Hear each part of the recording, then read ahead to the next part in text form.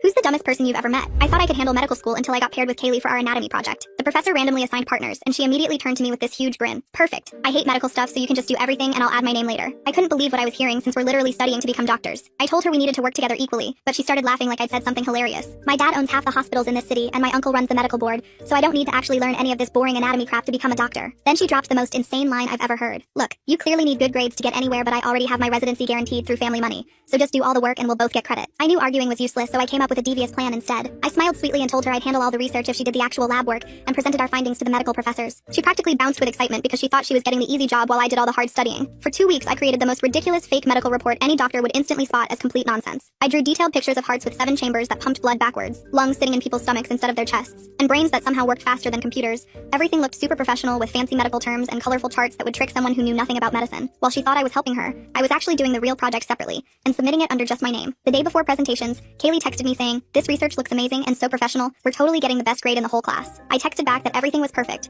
and she should feel confident about presenting our groundbreaking discoveries. Presentation day came, and Kaylee showed up in an expensive white coat with her last name stitched in gold letters, ready to impress everyone with her family connections. When our turn came, she walked confidently to the front of the room full of real doctors and medical students. She started her slideshow by announcing that our project had made incredible medical breakthroughs that would revolutionize modern medicine and probably win Nobel Prizes. I sat in the back watching as she confidently explained how we discovered that human hearts actually have 7 chambers arranged in spirals that make blood flow backwards through the body at twice the normal speed. Students around me started whispering and exchanging confused looks while the doctors leaned forward, concerned and alarmed. She kept going with complete authority, telling everyone that lungs are naturally supposed to be located in people's stomachs, and that every medical textbook for the past 300 years has been documenting organ placement completely wrong. The room got eerily quiet as she moved to her next slide, showing nervous systems that supposedly transmit signals faster than lightning and somehow allow humans to think at superhuman speeds. One student behind me whispered, "Is she serious right now?" while a resident in the front row actually stood up and started walking toward the exit. Kaylee noticed none of this and continued presenting our revolutionary discovery, that human stomachs actually digest food in reverse chronological order, starting with waste products and ending with nutrients. By the time she finished explaining how we found evidence that human blood naturally flows upward against gravity through some previously unknown biological force, half the medical students were staring in horror, and the attending physicians looked like they'd witnessed a medical catastrophe. She concluded her presentation by suggesting that all current medical practices should be immediately revised